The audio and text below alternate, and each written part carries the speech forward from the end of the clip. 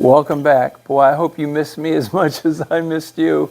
And the problem is trying to go to bed the night before, excited. This past winter, the most incredible thing happened.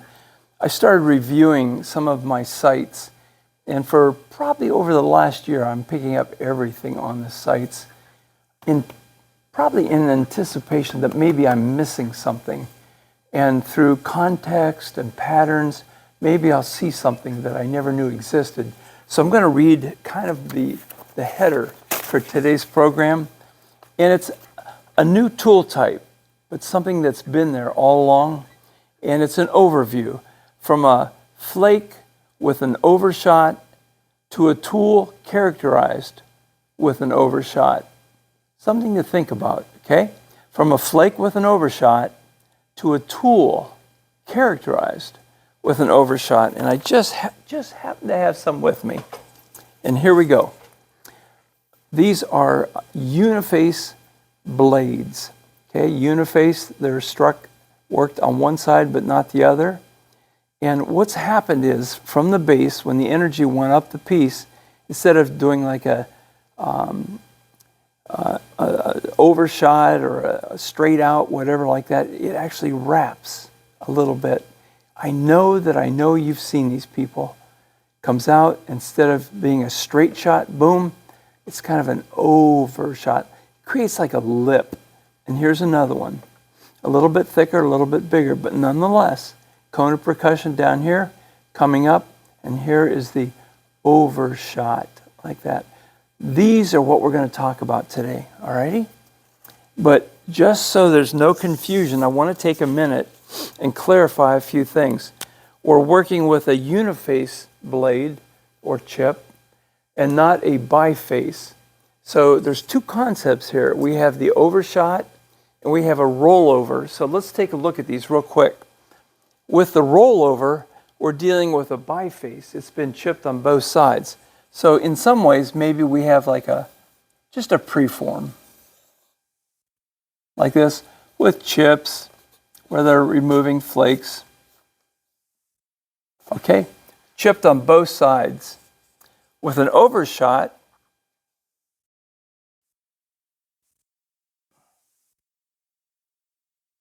we have our cone of percussion, energy going out, and instead of just going like a straight shot, boom, up here, it rolls. There's a little bit of a roll right here. And this is what we're going to talk about today. So biface, uniface, and in this case we're looking at the bottom or the ventral side, proximal, distal end. This past winter, I looked at several sites, and one in particular, I usually get between 20 and 30 one-gallon bags filled. And sadly or nicely, that doesn't even touch the amount of material that's on this one site. But I went through it, piece at a time, looked at both sides and the edge all the way around, and I discovered something that I had seen before, but not given it a second thought. Well, this gets better, because not only do we have this piece that some people, there's different names given to it.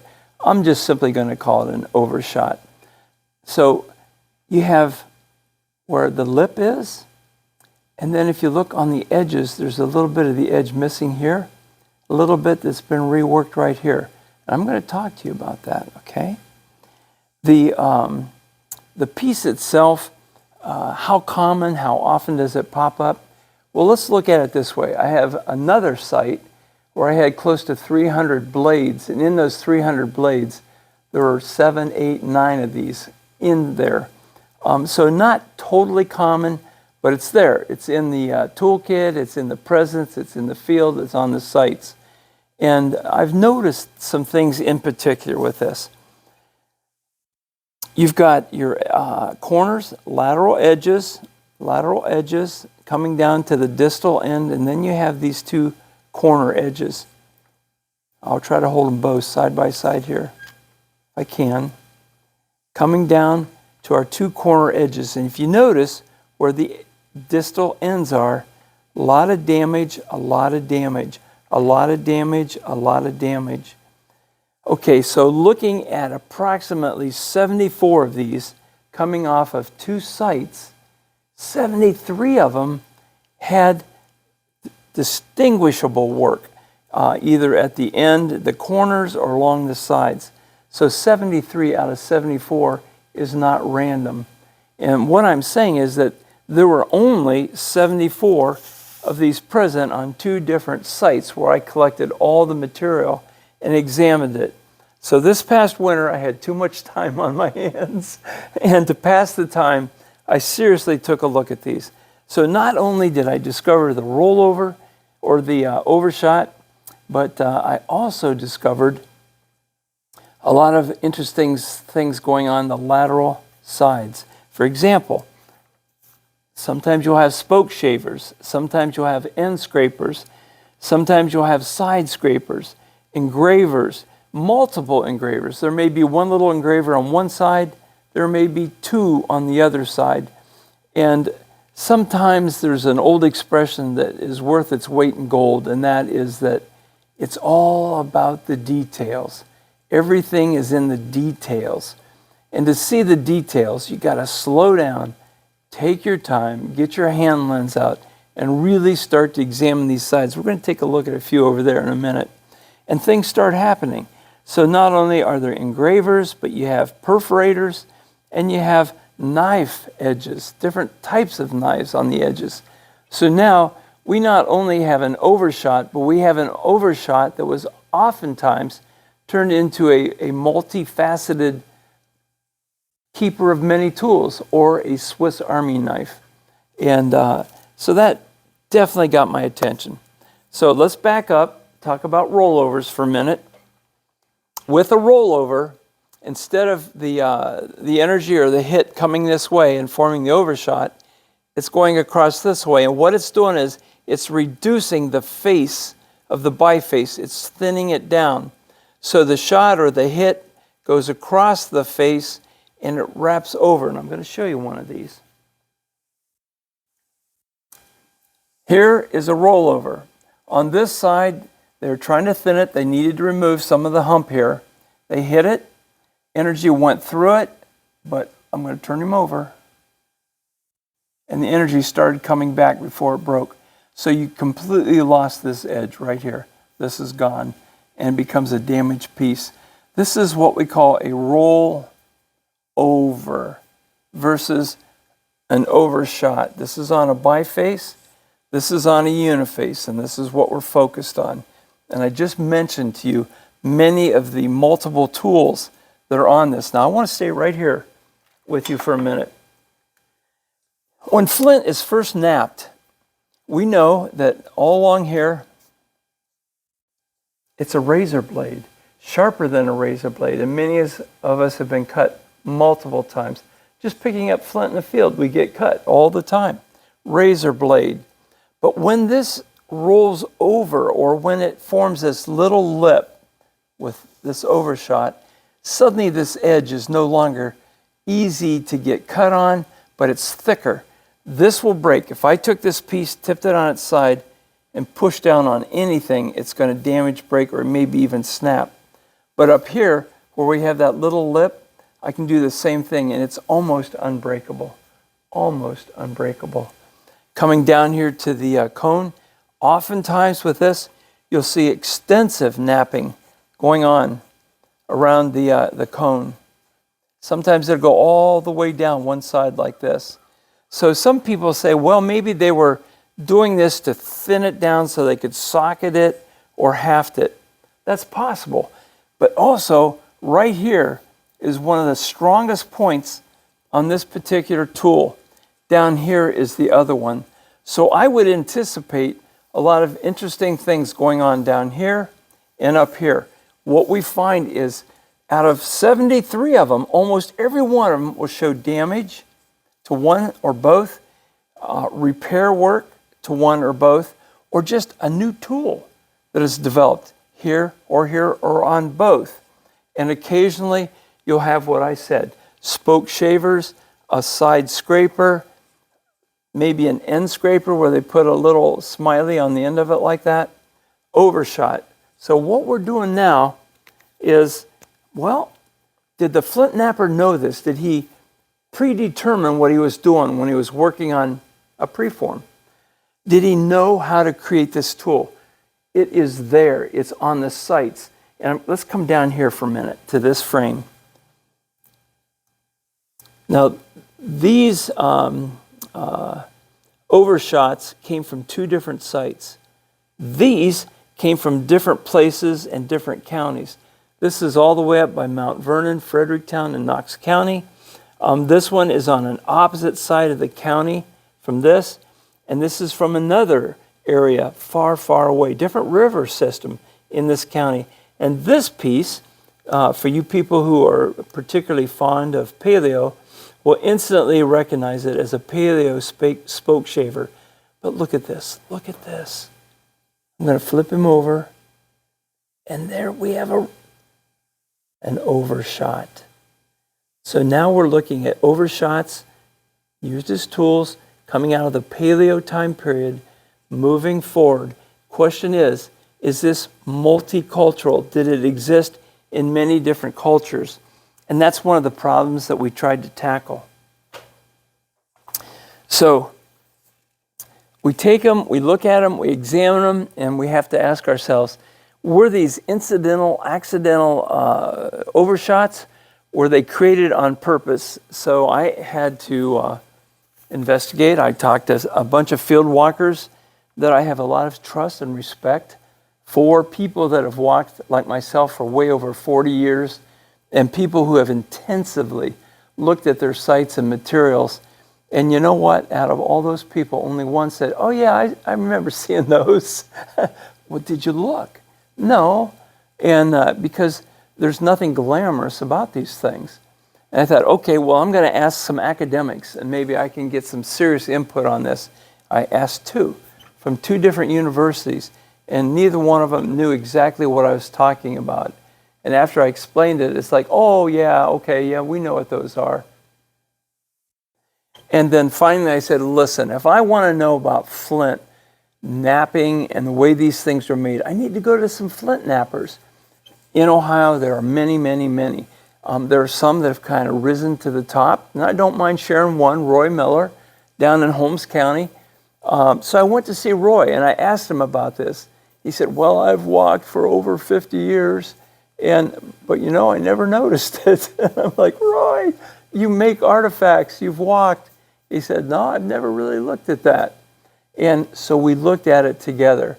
And while we were standing there talking, he had a bucket of, what do we call these things?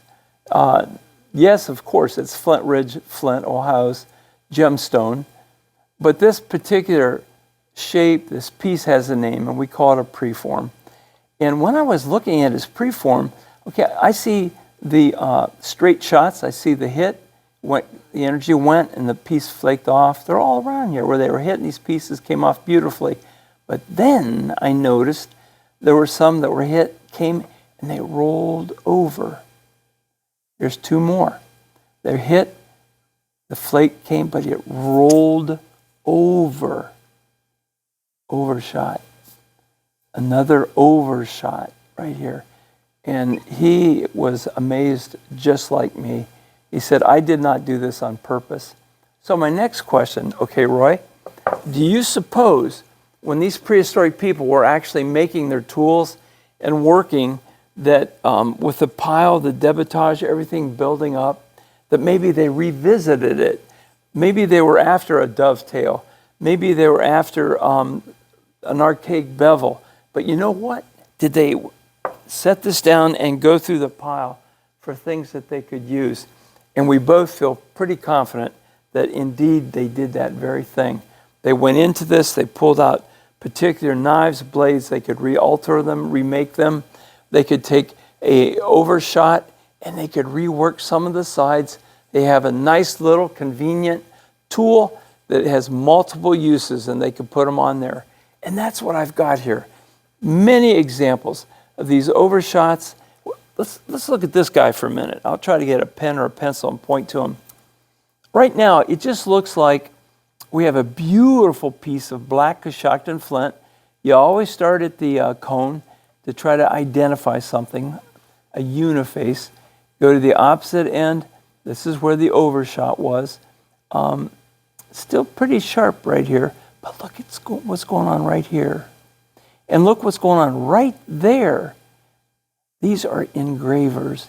If we flipped them and looked at them, you'd see that these were intentionally chipped to create this, or these were intentionally chipped to create these.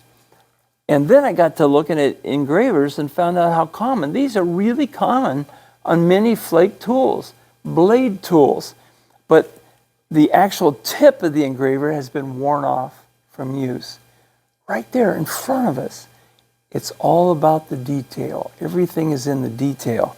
So looking at that and trying to get some assertion of what's going on here, I asked a few more Flint Nappers. Another name to throw out from Ohio would be Ed Morland. And Ed said, well, I think I could do this. But no, Ed, have you done it on purpose? No. And he messed around, didn't come up with one. But the point is, here they are. We think we have their origin, and we think they fished them out of a debitage pile, and they reworked them. So trying to lay out our case, if it were just on one site, we might say coincidence or just whatever. But it's not. We're finding them on just village sites all over Coshocton County, whether it's the Wahanding or the Tuscaroras or the Mohican, on the village sites. All right? So what about maybe just one time period? No. We found them appearing on the paleoculture all the way up through, none yet found on the late woodland, but we found them right up through the Adena Hopewell. And that cache of blades that I found, there were over 300 that came from right beside a fire pit, which was all Adena, 100%. And looking through all those, there was a handful that were overshots in that freshly made pile of blades that they hadn't even used yet. They made them, there they were, and I was the lucky guy that found them and went through them one at a time. Let's slip down here for a second, and then we're going to cut this because we're going a little bit longer than I wanted. And I'm just trying to make a point.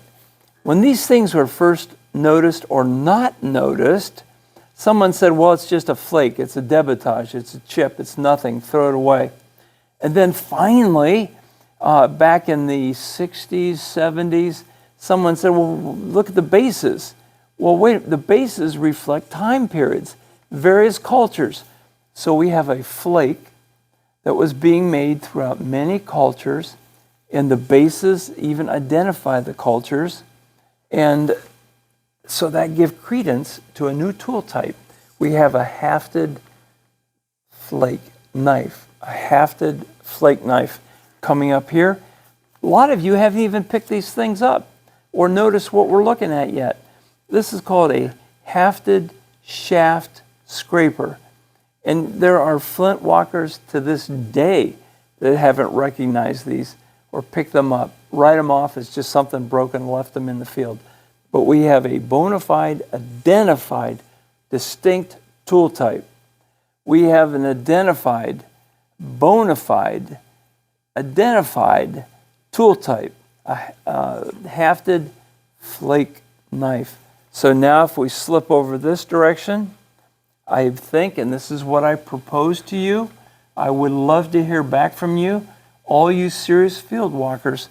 Is it possible that we have another tool type that we've just been walking over forever, the overshot, being modified into many different tools, spoke shavers, end scrapers, side scrapers, engravers, perforators, various knife edges, made all out of higher quality flint. All the flint types from Coshocton County, where they came from, are present. So what do you think? So my question for all of you is to go back, review your collections, and just have fun. Slow down. Learn about the people. Listen to their story. Listen to the pieces. They have a story to tell. Thanks for joining me today, and we'll see you real soon.